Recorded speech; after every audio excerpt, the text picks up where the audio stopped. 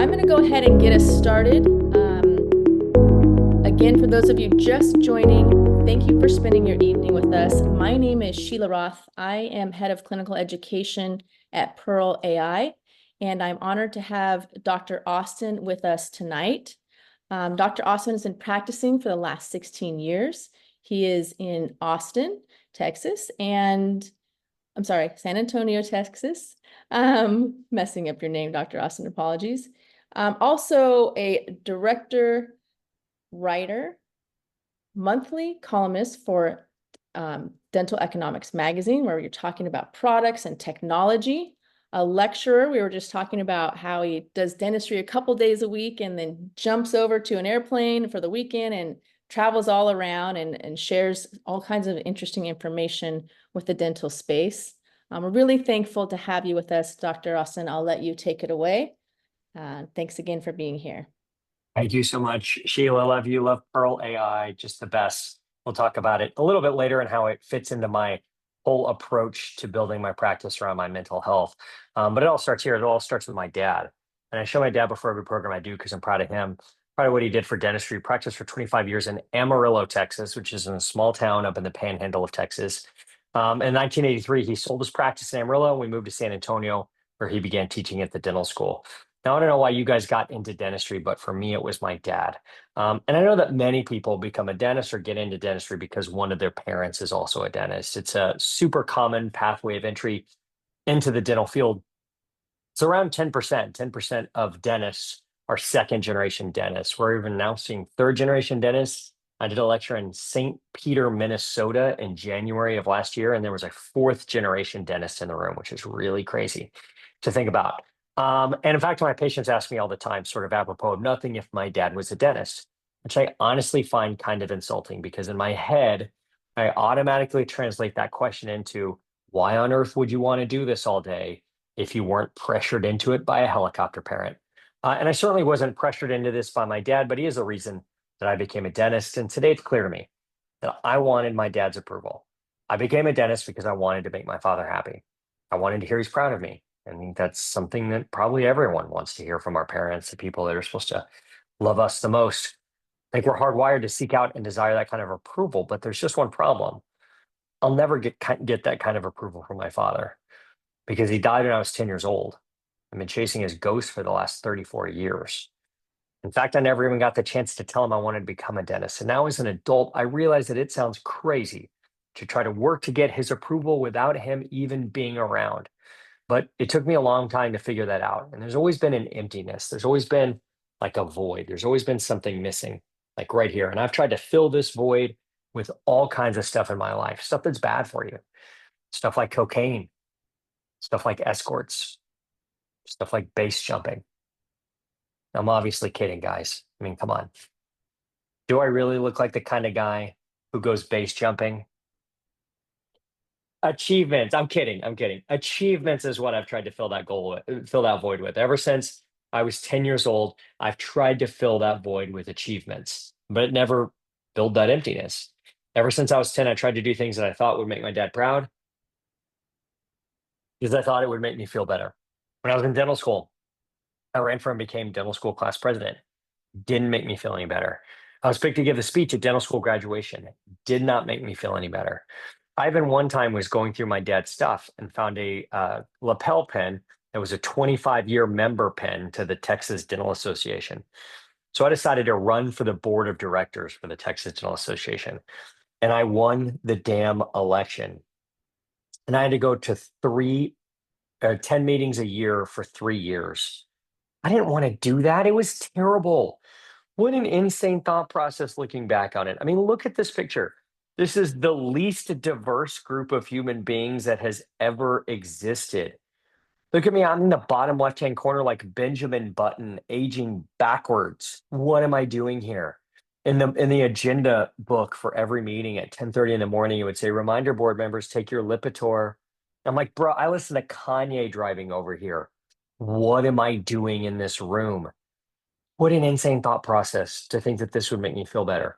I mean, the equivalent of this would be finding a Dallas Cowboys cheerleader calendar in my dad's stuff and then trying out to become a Dallas Cowboys cheerleader and making it Are you kidding me? I can't fill this outfit out. I'm a B cup on a good day. Okay. I can't do leg kicks and high heel boots like that. I'm going to fall on my butt. All right. What an insane thought process. There is no way that I can continue to live my life that way because none of it ever filled the emptiness. And what I didn't realize is that I started to resent dentistry for not filling the emptiness that could never be filled the way that I wanted it to anyway. It was unfair to ask dentistry to do that. What I didn't realize that I started to wear that resentment more outwardly. And I couldn't tell, but the people around me could. And I don't just mean my team members. See, we use this software for patient reactivations. Um, and what happens is it will send like an email or a text message to somebody who hasn't been in for a recall visit in like 18 months, trying to get them to come back in. And they can opt out and they can unsubscribe if they want. But if they do that, it's going to ask them like a exit interview, like, why are you leaving the practice?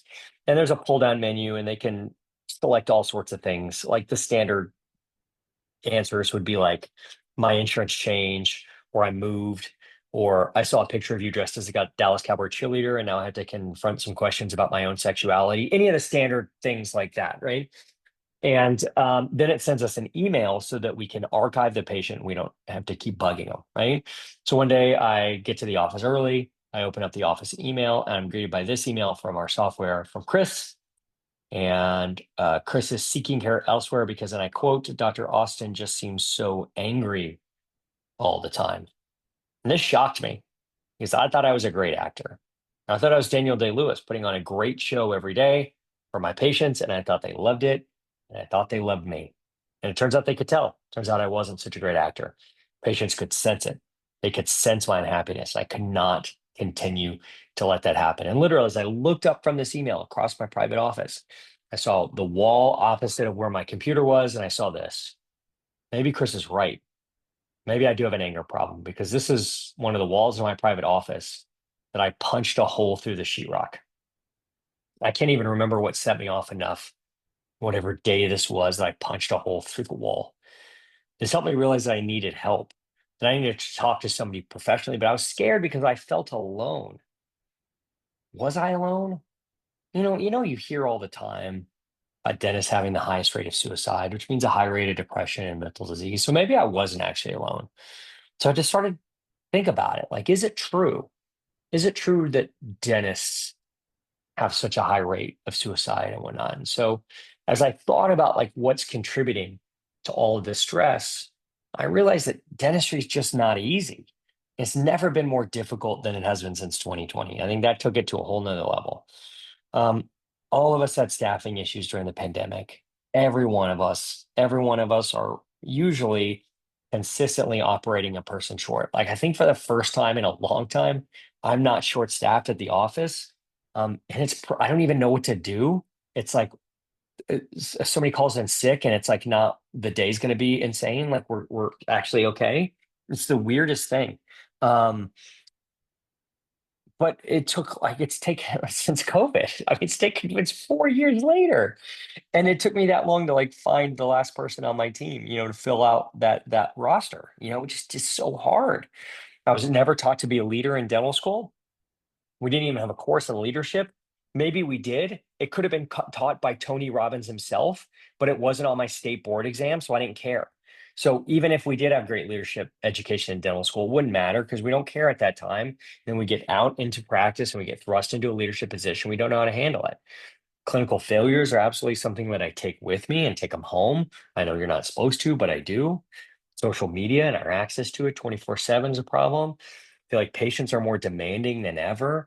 It's crazy to me to do like an Invisalign case on somebody who has really crowded, messed up teeth. And we get them like 90% of the way, and 24 is rotated mesial out by 1.5 degrees. And they're like, look at that. It looks terrible. And it's like, do I need to show you your teeth from where we started? Like, come on, are you kidding me? This looks amazing. And then finally, financial concerns. It was crazy. Like the one nice thing about the second half of 2020, as we were all coming back from the pandemic, is that people had money to spend and they had a desire to do dentistry. They weren't going on vacation. They weren't going on any trips or anything like that. Like they were home. They had to wear a mask all the time. So it's like, if we're going to do dentistry, let's do it now. And so I started so many veneer cases. I started so many, Invisalign cases, comprehensive cases, full mouth cases, full arch cases during that time. And it doesn't seem like that's happening now. Now, I'm not going to, get into like PhD level dissertation about the economy. I think the economy is actually pretty good right now. But it depends on who you ask. If you ask somebody who voted red, they think one thing. If you ask somebody who voted blue, they think another thing, right? It's more about who your person is in the White House. That's more than the actual economic factors and what the data shows about the economy. But regardless, a lot of people are spending less money now on dentistry. Doesn't mean we don't have dentistry to do. We certainly do. We have broken teeth, we have perio, we have caries, we have all that stuff. And I'm still doing Invisalign cases. Maybe I'm doing Invisalign in 4 veneers instead of Invisalign in 10 veneers, stuff like that. So, or maybe I'm staging treatment out a little bit more. But at the end of the day, you know what the biggest problem in my practice is? The biggest problem is me. It's absolutely me. That I'm the biggest problem in my practice. Everyone on my team will agree. At tea time, everybody agrees. And now you're thinking to yourself, like, is this really a 45-year-old straight white man who's into Taylor Swift? Yes, I am absolutely a huge Swiftie. This is me and my wife, Paris, night two, going to see the Queen, Taylor herself. Had such a great time. Had to see the show again. So 3 weeks later, we got on a plane back to Europe, went to Amsterdam to go to night one. But you know what? Night one wasn't enough. We went to night two as well. And I'm like a strict, like single bag guy. Like I don't check a bag when I go to Europe. So roller bag only that we carry on, no check bags. So we don't have space for costumes and stuff like that. But you know what we do have space for? Friendship bracelets. Still wearing one right now. Song says "You Are in Love." It's from 1989. Great song, deep cut. And you know what? Guess where I was a couple weeks ago? That's right, New Orleans night two. That was the night Sabrina Carpenter came out. Okay, I'm a huge Swiftie. All right, brings me joy. Okay, I know you're judging me. I know you're saying that a 45-year-old white straight man shouldn't be in Taylor Swift. She's amazing. She's so amazing. She's so amazing. She's right. It's me. I'm the problem. It's me. I'm the biggest problem in my practice. If I can get over my stuff, my practice runs a lot better, right? And if I can trust and delegate to the people that I brought into my practice to do their jobs, things run a lot better. So when I was feeling all of that apprehension, when I was feeling all of that anxiety, when I was facing myself about what Chris has said about us and why he left my practice, I had questions about whether or not it's true about dentists and mental health. So I decided to do some research. So I found this study done by the CDC. This is actually just job data study. That dentists are 2.5 times more likely to die by suicide than the general population. This just comes straight out of the CDC data on death and occupations. It's like OSHA stuff. It's kind of crazy. That wasn't even the biggest number I found. This was from the Journal of Deviant Behavior, which really step aside Journal of Prosthetic Dentistry. I have a new favorite journal I read every month. Would you rather read about feral effect on endodontically treated teeth or deviant behavior? I think I know which one I'm picking. Being a dentist increased one's risk of suicide by 564%. Let that number sink in, 564%. Now, I wasn't lying when I said that the Journal of Deviant Behavior has become my favorite journal. I actually subscribe to it. I get it in paper because I like to have it and hold it in my hand. And it's like the journal that comes in. It goes on the top of the journal stack every month. It's the first one I read, and I don't want to brag. I hate bragging, but I was named the Deviant of the Year for 2023. This is a list of every dentist who I either know personally or I could find on Google News who's taken their own life in the last 3 years. Some of these people I know. I knew Jonathan Schinken. I knew Scott Methvin. I knew Brian Schwab. I knew Jawan Lee. It's heartbreaking. It's heartbreaking. It's hard to talk about, but we got to start talking about it because I'm tired of adding names to this list. And since I started doing this lecture like 3 years ago, I've had to add 4 names to this list. It's brutal. It's brutal. It's because we don't want to talk about it. It's because we're so programmed to just put our nose to the grindstone and push through until something happens. And what happens is this. It's just absolutely, absolutely terrible. This is from the ADA. This is a study that was done that dentists have double the rate of diagnosed depression, anxiety attack, and panic attacks in the general population. 2 things about the study. Number one is it was done pre-COVID, and number two is it was self-report. As we all know, if you're having to self-report these things, you're way less likely to tell the truth. So it's at least double, if not more, right? This also comes from the ADA. 38% of dentists are frequently or always worried. 34% of dentists are frequently or always physically or emotionally exhausted. Physically or emotionally exhausted. Let that number sink into your head for just a little bit. More than a third of us are walking around every day, and we would describe our outlook on life as physically and or emotionally exhausted. It's not a great way to live life. Part of the reason is that 90% of us report musculoskeletal pain at least 3 out of 7 days a week, if not more. And the problem with being in musculoskeletal pain is when you're in pain, you can't regulate your mood. So you're way more likely to be subject to anxiety, panic attacks, and depression when you're in musculoskeletal pain. And it's because we don't take care of our body.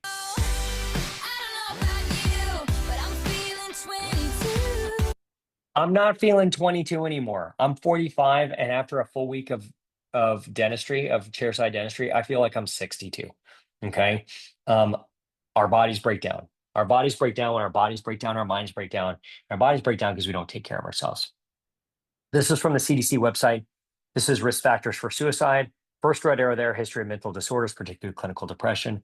Remember, dentists are at least twice as likely to suffer from clinical depression than the general population. History of alcohol and substance abuse seems like something I hear a lot about from dentists. Every state in this country has every state board, every dental board has a peer assistance network, where basically if you're having alcohol and substance abuse issues, you can self-report to the state board. And as long as you're undergoing treatment, rehabilitation for addiction, you won't face risk of losing your license if you self-report. The numbers of that are always kept sequestered, like how many people are in those programs. But I can tell you with secondhand knowledge that it's a staggering amount of dentists. And the reason is a simple word. The reason is access. Dentists have access. I've got a safe in my office that's got benzodiazepines in it. It's got Versed. It's got Halcyon. It's got fentanyl, right? And so, it seems like a big jump to say like, oh, I've had a crappy day. Let me jump into that safe. And I don't think it starts like that. I think it starts with just like, oh, there's like a half a pill of Halcyon left. Oh, it's like, I've got to throw it away anyway. Might as well take it, whenever. And I think it just like it's a slippery slope. And it's just a problem with drugs. With alcohol, it's a whole nother deal. Alcohol goes back to dental school. In dental school, the first big exam that we had was gross anatomy. And we studied our asses off for it for days. And the first thing we did when the exam was done was we had a huge blowout like keg party, right? Huge blowout kegger party that was, a just a, oh, I'm sorry about that. Did my slides change over, Sheila? We're seeing the trees right now, but they were fine before. Okay, sorry. I don't know what happened with that. No problem. I must have knocked my slides off. Give me 1 second here. Let me get reshared. Let me I get see all of reshared. the people laughing with all the emojis that you're doing. It's really funny. A I lot of don't know how that got unplugged. I must have gotten so animated that I kicked everything off. Here we go. Okay. There we go. You guys seeing that now? Share again. Let's see here. Maybe when did I learn how to use Zoom, huh? Yeah, I'm the same way. There we go. Better? Can you see the trees now? See the trees. You see the trees. Now Yes. you see CDC? Yes, I do. Great. Okay. So post-gross party in dental school, right? We studied our ass off for it for days and days and days. And the next thing you know, it's over. And so we have a huge cake party. And then the next test is gross anatomy. And or is the next test is histology. And then, we go through that. and we binge drink. And that's just how we learn, is that we work hard and we binge drink. Well, then we get out of dental school, and then we don't have to we don't have to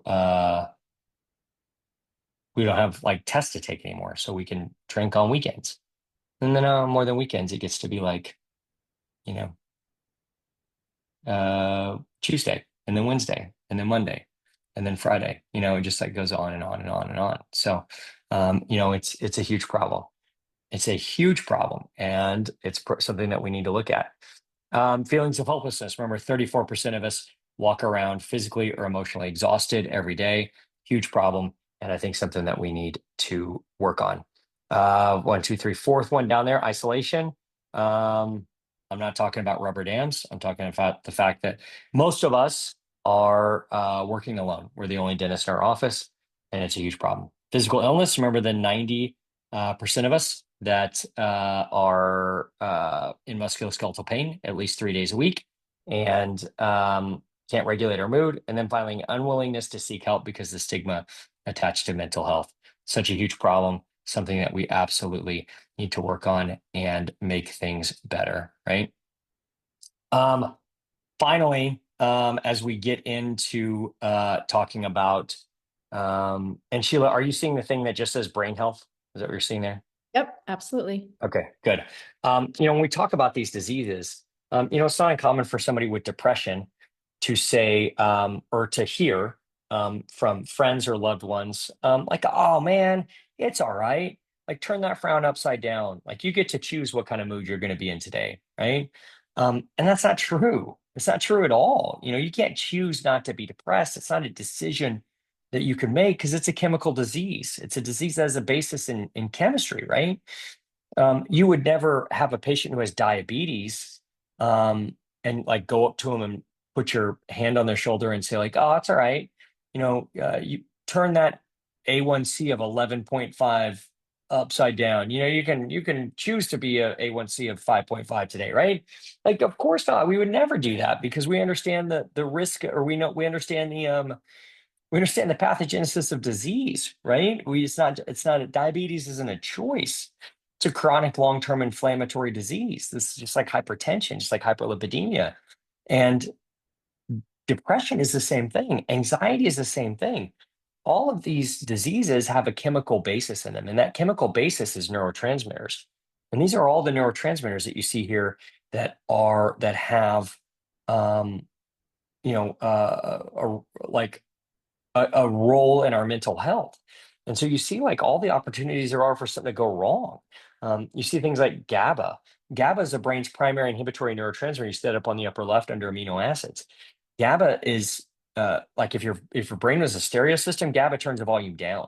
So that's where benzodiazepines work. Things like Versed, things like Valium, things like Halcyon, things like Ativan.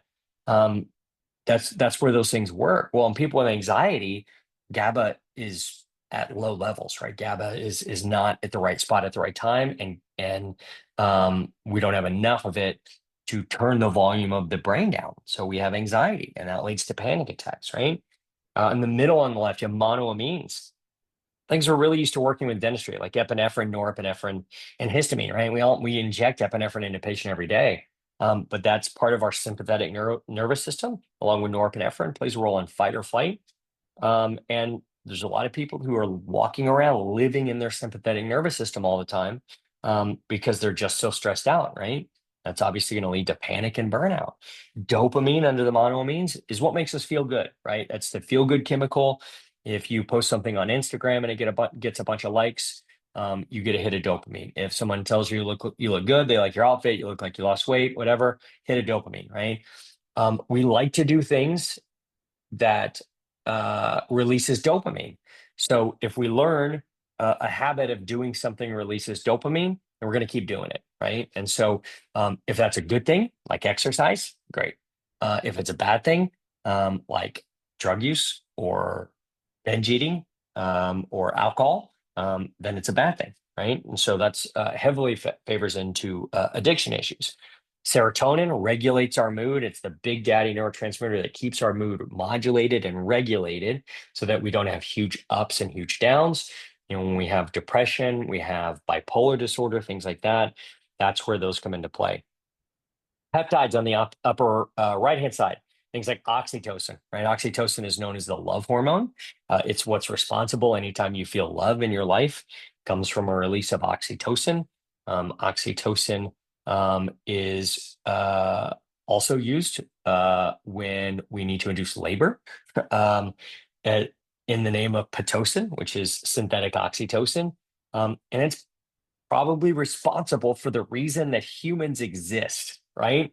Because oxytocin is part of what sets off the birthing process. And of course, you have a baby, you got to love that baby in order to care for that baby. And without oxytocin, that wouldn't be possible. But oxytocin is also what kicks off the effects that lead to contractions and to birth. And so it's all like linked together, which is just beautiful and amazing. And so oxytocin is super important. Every human needs to feel that love and feel love and be loved. And that's where oxytocin comes into play. You can't have brain health and mental health without the feeling of love in your life. Endorphins, two great ways to get endorphins. I take that back. One great way, one okay way. The okay way to get endorphins is exercise. The great way to get endorphins is sex. Absolutely. If I had my choice between the two, I know which one I'm picking, right? I just don't always have the choice. But both of those acts, exercise, or sex lead to a release of endorphins, and endorphins stabilize your mood almost immediately. The problem with endorphins is they have a short half-life, around 12 to 14 hours. And so whatever it is that you did to release the endorphins, you got to keep doing again. And so those things are super duper important. But like all these neurotransmitters have to be in the right concentration at the right time.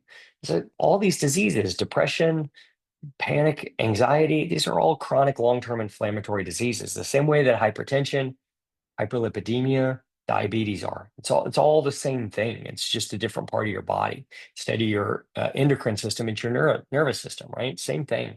And so I'm afraid about how we look at it sometimes. I'm afraid about grind culture, rise and grind culture, right? I think that rise and grind culture is a problem, especially amongst our millennials who think that they just need to put their feelings aside in order to work harder. I think that can be a huge issue. And so, disrespecting the fact that these are chemically based diseases, I think is a huge problem. Again, we've already talked about the stressors in dentistry, huge problem. Dentistry's hard. It's not getting any easier. It feels like it's only getting getting harder and harder. And so we have to come up with ways to deal with this. And so I'm going to share with you mine. This has kind of been my plan for dealing with all those stressors. And I'm gonna go through each one of these kind of a little bit and talk about them. The first one I want to talk about is tools for overwhelm, and a second one from the bottom there, because overwhelm is something that we all experience day to day in our practice. It happens to all of us. And one of the things that happens is just patient flow. There are just multiple times that we have to be seeing multiple patients at a time during a day. And all of us can read radiographs. There's no problem with that. I relate it to an NFL quarterback. The Patrick Mahomes is the best quarterback in the league. Everyone knows that. Patrick Mahomes can throw a 20-yard out pass on a dime in practice. No big deal. And their backup, I think is Carson Wentz. I'm not 100% sure, but I'm pretty sure that's who it is.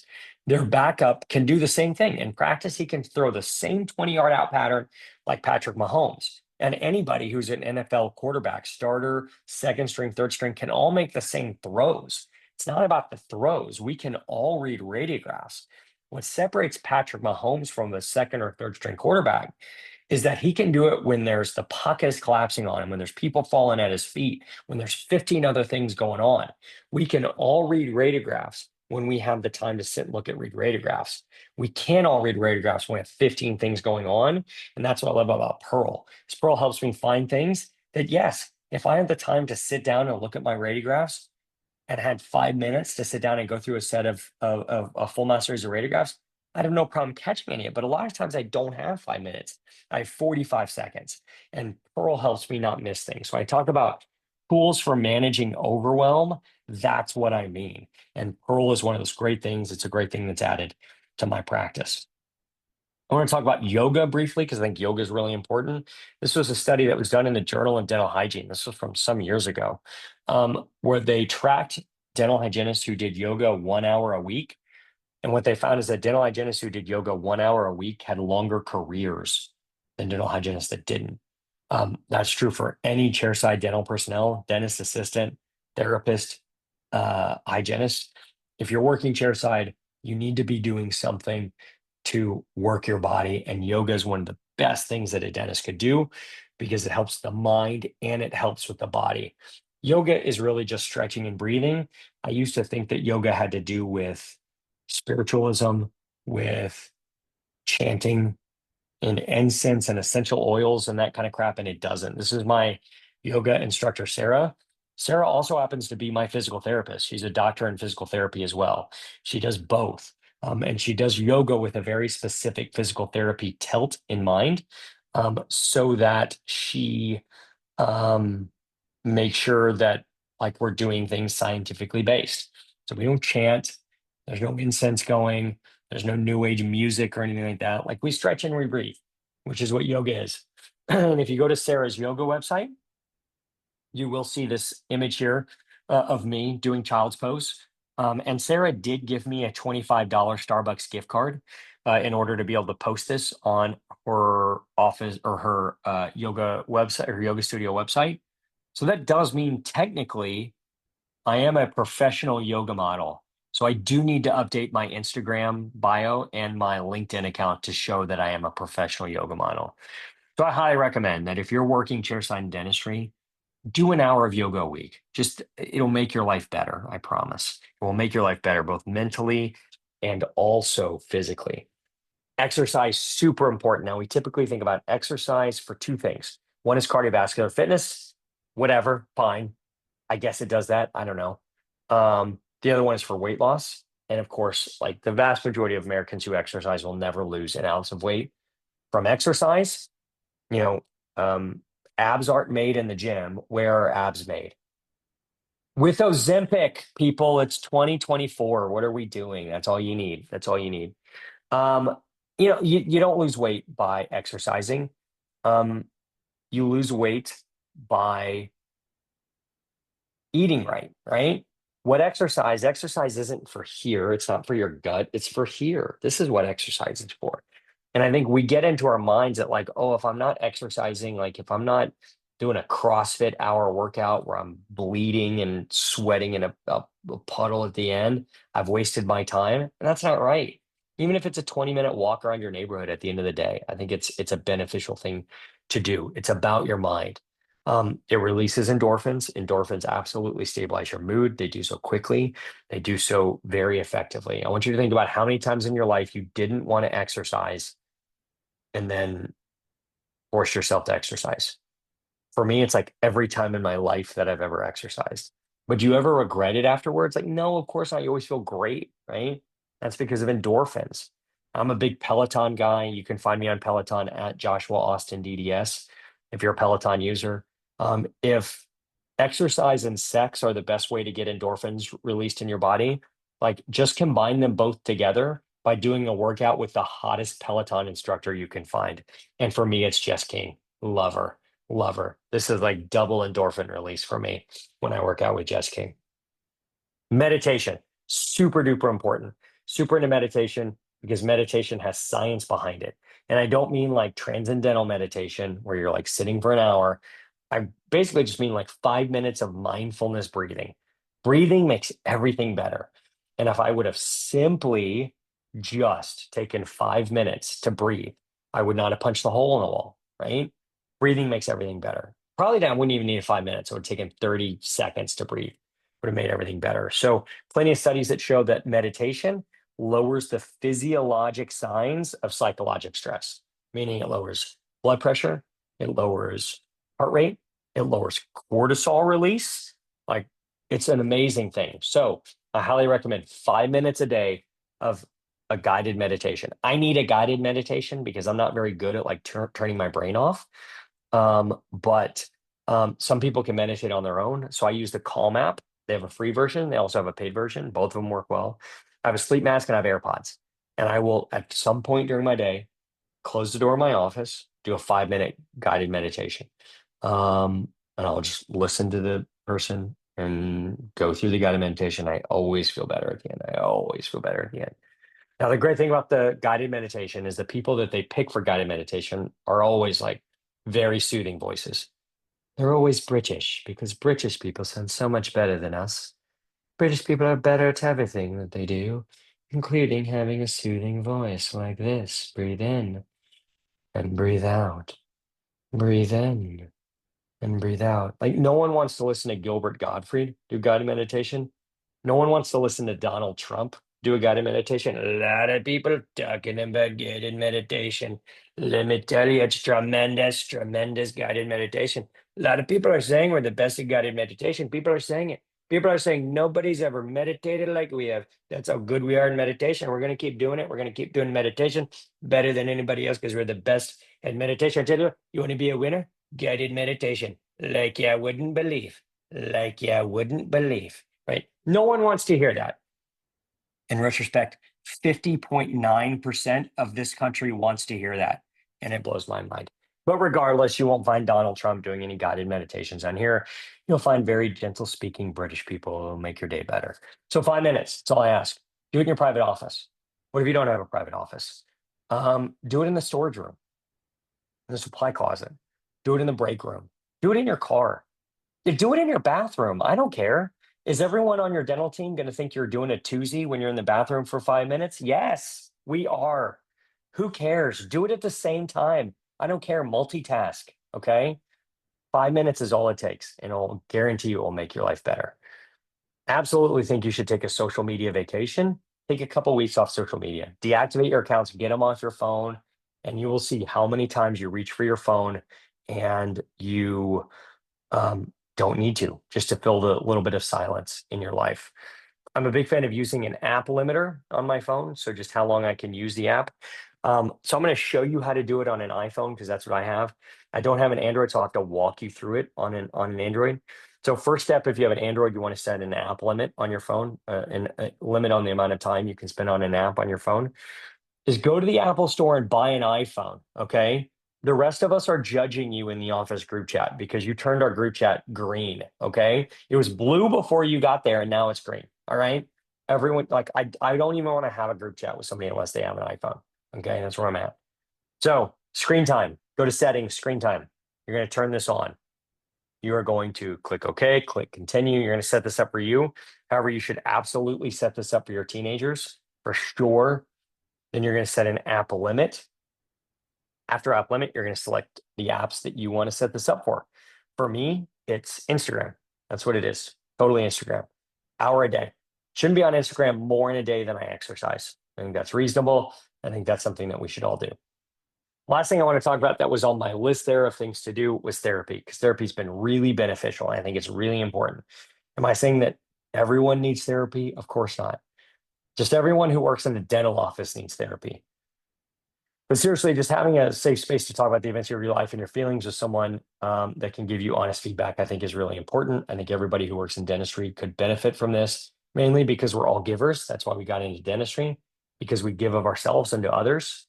And most of us give too much until there's nothing left. When we go home at the end of the day, the people that are really important, there's nothing left.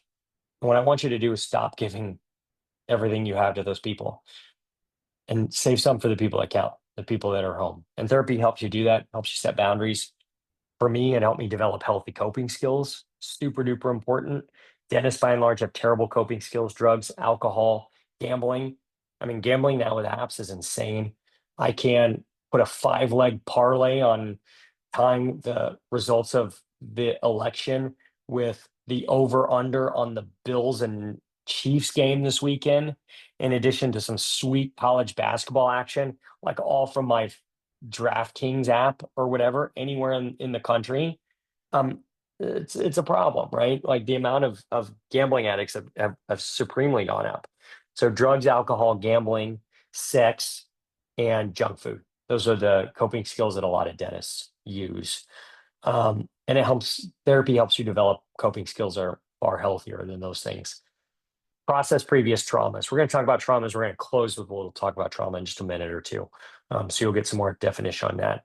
Going to therapy has made me more empathetic, which has made me a better leader and has helped my relationships. And it's made me more profitable. And I think the reason behind that is because I think people say yes to treatment plans when they feel better connected with somebody. So I think that's just the where that comes from. Don't do therapy to be more profitable, but it's a hell of a nice side effect. This is a great book. The only book I'll recommend on the subject of mental health is this, called The Body Keeps the Score. It's written by Bessel van der Kolk. He's a psychiatrist at Tufts University in Boston. He's the world's leading expert on psychological trauma. And Bessel's thesis of this book is that if you don't deal with your psychological trauma, your trauma will deal with you. It will come out of your body and will come out of your body in ways that are really unhealthy. And it's based on this study called the Kaiser ACE study, which basically is done in the Kaiser health system. And they took people who had been in their entire life in the medical system of the Kaiser health system. And they found kids that had ACEs. ACE stands for adverse childhood experience.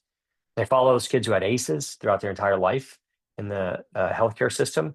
And what they found is that kids who had ACEs were more likely to have chronic long-term inflammatory disease, like diabetes, like hypertension, like hyperlipidemia.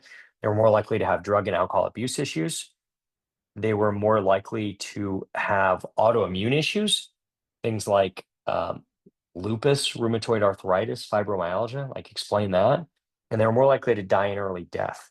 So if you don't process your previous traumas, your traumas will process you, and they will do so in a way that's very unhealthy for your body. And a kind of therapy that's specifically designed for this is called EMDR. It's fascinating, but it's specifically designed to help people reprocess their traumatic memories so that they don't have the negative psychological spiral of effects that can happen from remembering one of those traumatic memories. And so trauma has all kinds of shapes and sizes, right? There's two kinds of trauma. There's big T trauma. Big T trauma is like the terrible things that happen in your life, divorce, bankruptcy, parent dying, sibling dying, all assault, rape, the terrible things, abuse, all those things, terrible things. Those are big T traumas. This is me. I'm in the orange hat on the right-hand side of the screen. This is at my 10th birthday. And this is my dad in a wheelchair right before he died. My dad in health was 6'7", 260 pounds, played Division I college basketball at the University of Tennessee. And right before he died, he was 140 pounds in a wheelchair. That's a big T trauma to be 10 years old and see your dad go through that. Those are big. We got to process those. We got to process those. We all have those in our life. We got to process them before they process us. We also have little T traumas. Little T traumas are a little bit different. They're like the cringeworthy thing that you said to somebody at a party that you still think about when you go to bed that happened 15 years ago and you're still thinking about it, right? Those are little T traumas, and those can be just as pathologic as big T traumas. And we got to deal with those too. So I have a little T trauma I'm going to share with you. All of this actually happened, and this is a cartoon that kind of animates everything. So hopefully you get an idea of how cringeworthy this is. Do you guys get a lot of spam calls on your phone? I know I do. Every day, it seems like I get a few. And it got so bad that I never wanted to answer my phone. This was a tech problem, so I went looking for a tech solution, and I found this app called RoboKiller.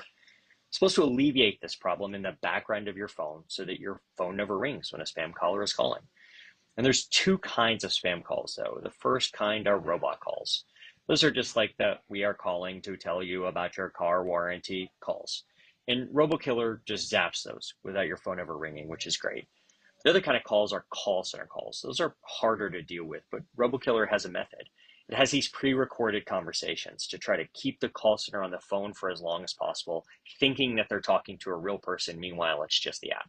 The longer they're on the phone with you, the less time they can be calling other people. It's kind of like answering machines. You guys remember answering machines? Such a relic of the past. Everyone had a dumb friend that had an outgoing answering machine message that just said, "hello," and you'd always fall for it, saying like, "Hey, Greg, we're going to B-dubs for the game about 7:30. Gotcha, leave a message." And you're like, "Damn it, I hate that guy. I hate Greg. I fall for it every time. Why do we even invite him to the game?" You guys remember that? You guys have a friend like that? Well, that's what RoboKiller does to call centers. It has these pre-recorded conversations that it plays, and it records all of it and saves it in the app so you can go back and listen to it later. Well, one day my car needed an oil change. So I dropped it off at the dealership at like 7 a.m. And I took the shuttle back to my office. And I'm working away on patients and finally get back to my desk and look at my phone around 11:45 in the morning. My phone says RoboKiller intercepted a spam call from this phone number. And I recognized the phone number, which meant it wasn't a spam call. So I was pretty terrified. I opened up the app, and this is the recording of the call that it handled.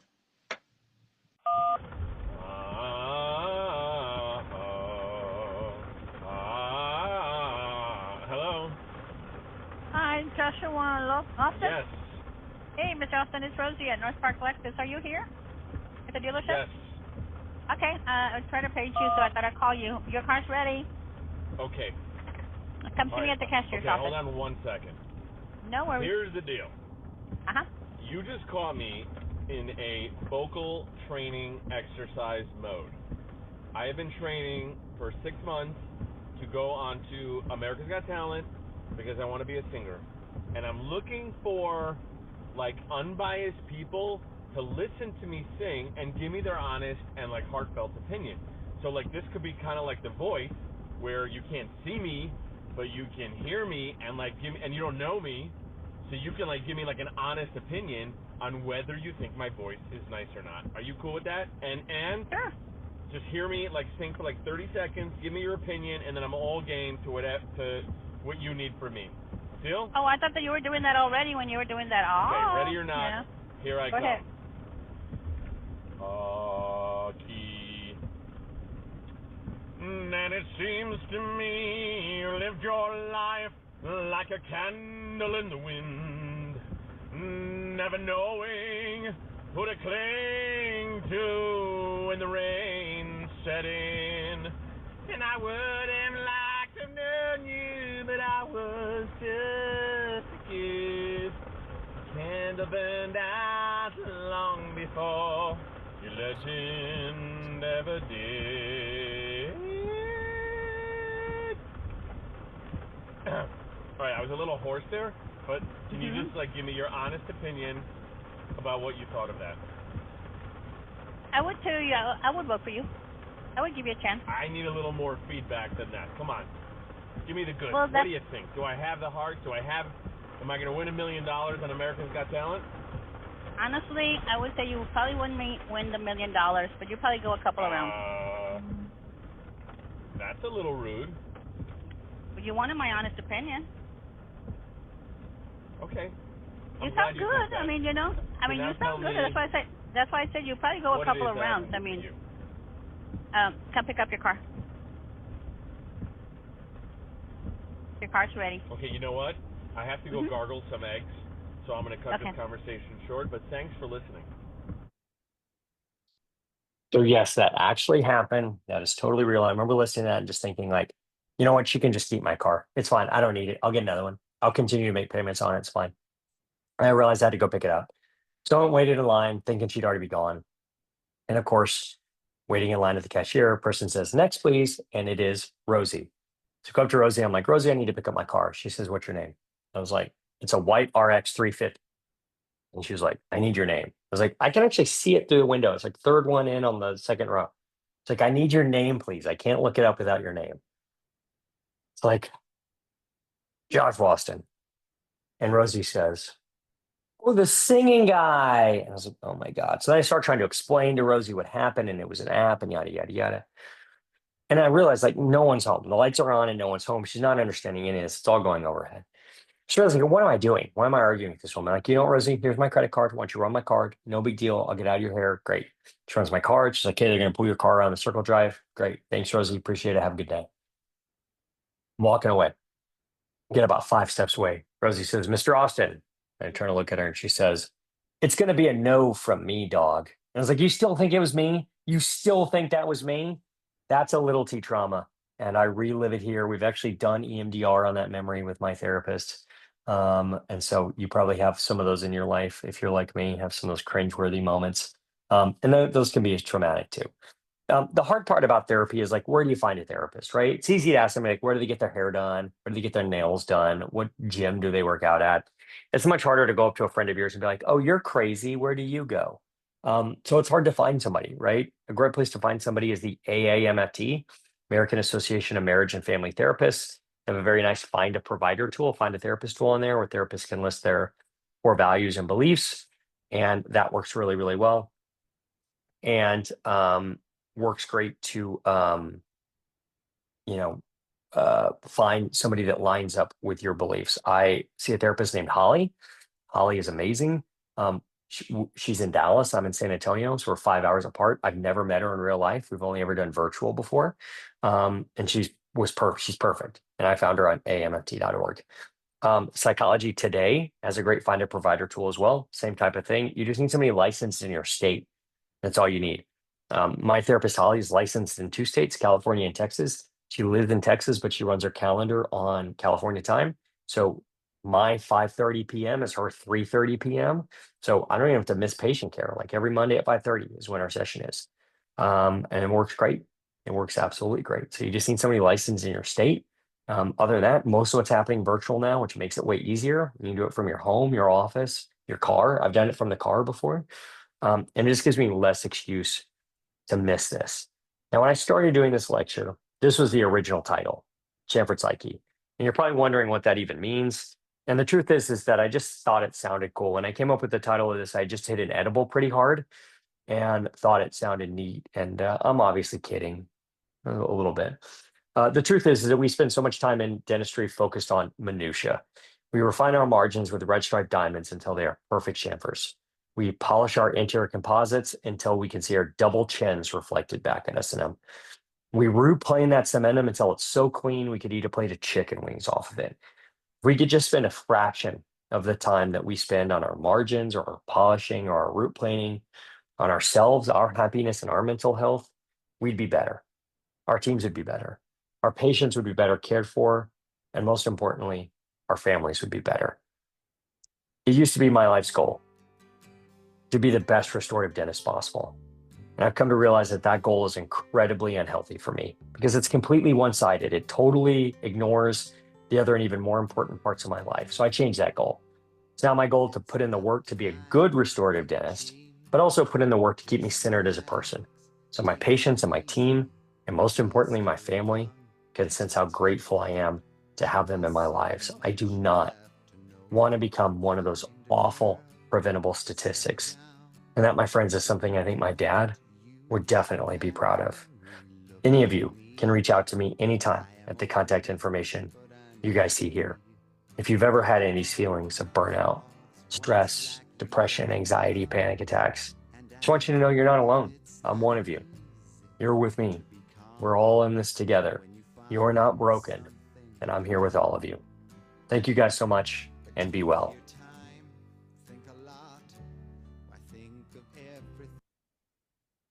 Wow. Thank you so much, Dr. Austin. I learned so much myself, and I just really appreciate your honesty in making this topic so real, as so many clinicians, especially dentists, are suffering with all of these things as we see these staggering statistics. So it's also helpful to have your humorous side. So that's been really kind of fun and entertaining. But we have a couple questions in the chat. I have one question for you. With all of the solutions that you're recommending, and we know they are all equally important, what do you think is the number one of your yoga and your exercise and your meditation and all? What do you think is the number one thing that you will not skip that has made the largest impact for you?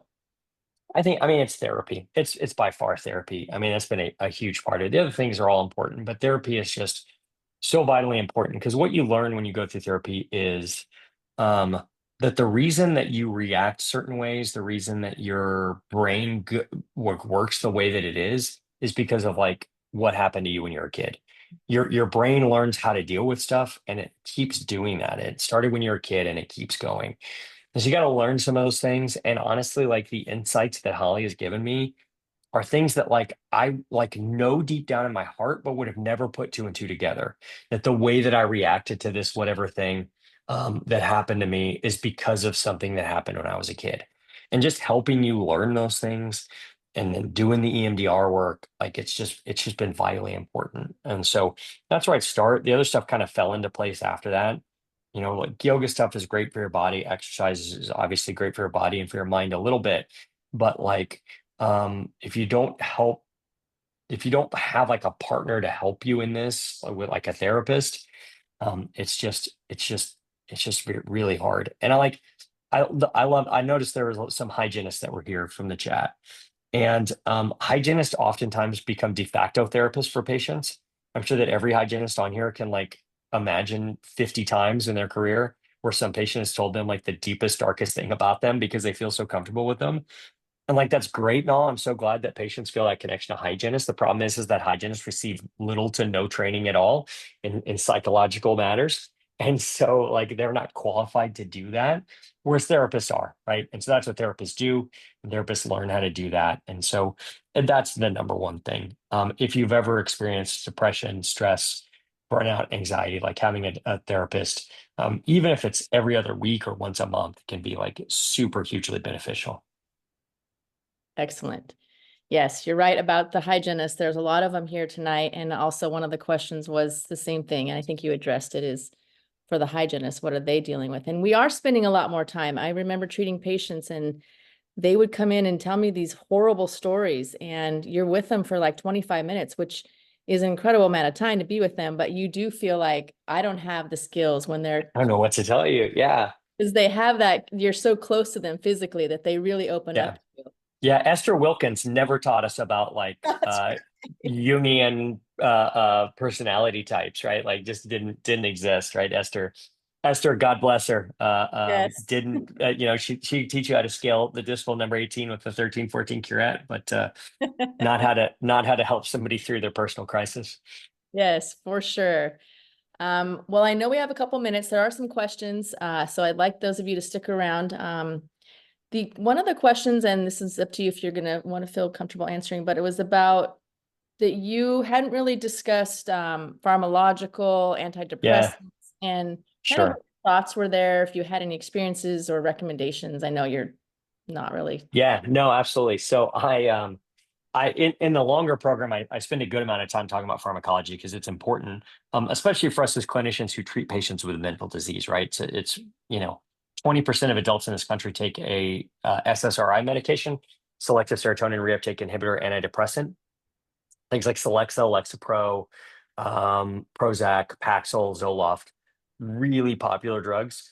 And they all have oral sequelae, right? And so they work great for a lot of people. There is a placebo effect for some. So they're effective for about 35% of people, SSRIs are. SSRIs have a lot of side effects, or they can have a lot of side effects. And a lot of them related to the oral cavity, one of them being bruxism, and one of them being dry mouth. And so we see this a lot. About 20% of people who take an SSRI have bruxism, and 20% of the US population has that. So, or takes 20% of the US population takes an SSRI. So 20% of the 20% need a night guard for their SSRI associated bruxism. So we got to be screening these patients. We got to be asking patients, are they taking these drugs? And then we got to be screening them. I started taking Celexa last year. And I noticed a couple of things. First off, I started grinding my teeth like crazy. So I wear Vivera retainers, which are like Invisalign's retainers. And I look at my Viveras every morning when I wake up. And I swear to God, when I started taking Celexa, there were no marks on those retainers, none. And then afterwards, within like 2 weeks, I started seeing like friction marks on them. And so that's a difficult thing, right? It just seemed like I was always like this for no reason. And then dry mouth, partially, although I think we see that more in patients who take other medications as well. So the thing about antidepressants is they are a little less effective than EMDR. And EMDR has no side effects. The problem is that EMDR is work. When you go to do it, you got to sit, you got to do it. And I'll be honest, like after we do EMDR, it's hard. I'm tired at the end of it. And as we all know, there's plenty of Americans who take a blood pressure medication who, if they just walked around the block for 20 minutes a day, wouldn't need to take their blood pressure medicine. But it's easier to take a pill than it is to do the work. And so I think that's kind of the issue. So yeah, I think there are plenty of people who need a medication and therapy. I think there's a lot of people who take a medication and have side effects and have these other things that could get off their medication if they just did some time in therapy or did EMDR. And I think that would really, really help. So yeah, medication's part of the deal, and a lot of people need it, and it can work really well, but it's not without side effects, and the side effects almost always affect the mouth, unfortunately. Oh, I think you're on mute. I was saying, wow, that's an interesting connection with the bruxism. So that's something for us to. Yeah, it's crazy. Yeah, it's like a neurologic thing, and it's all SSRIs. It's not like one over others. It's not like Lexapro over all of them. It's all of them cause SSRIs in about 20 to 25% of the people who take them. So it's pretty significant, and it's not minimal bruxism either. It's like pretty significant bruxism. Wow.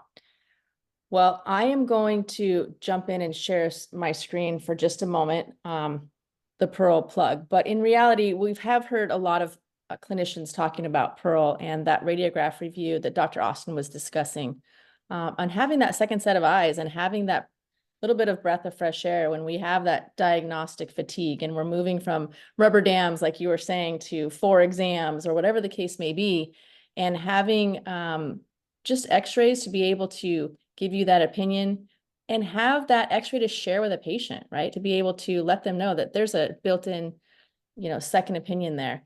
If you are interested in anything with Pearl, we'd love to do a custom demo with you. So you can click on that QR code. Also with one of the questions, Dr. Austin, was also, are you doing additional webinars? So I think there's some interest there. And where can people go next to hear you speak again?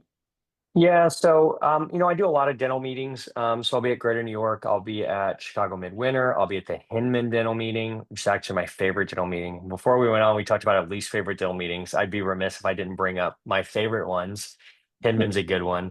And then I do a lot with Invisalign. So I'm frequently in people's cities with local Invisalign reps and things like that. And then there's a portal for CE called CE Zoom, cezoom.com. It's actually one of my patients who runs it. She's a hygienist, and she has set up this kind of portal for CE. And so I think I have like 4 or 5 courses on CE Zoom where people can find that. So it's kind of like, what's that website that like Steve Martin is on, and like Thomas Keller shows you how to cook eggs, like Steph Curry shows you how to shoot a free throw. Yeah. Masterclass. It's like masterclass, but so there's Yes. a bunch of dentists on there that have classes and stuff like that. So it works really well. So yeah, Excellent. check out CE Zoom. Well, thank you again. Such an important topic. And I love that you said, you're not alone, because there's always people here, especially if you're needing any kind of help. We'd love for you to reach out and continue to follow Dr. Austin, and hopefully he will join us again. I will be asking him live. No, I'm just kidding. For next Anytime. year. Love So you we guys. look forward to seeing you guys. And thanks again, Dr. Austin. We really appreciate you. Thank you. Thank you, Sheila. Thanks, Mike. Okay. Thanks, Kyle Stanley. Love all you guys. Take good care, everyone. Have a great night.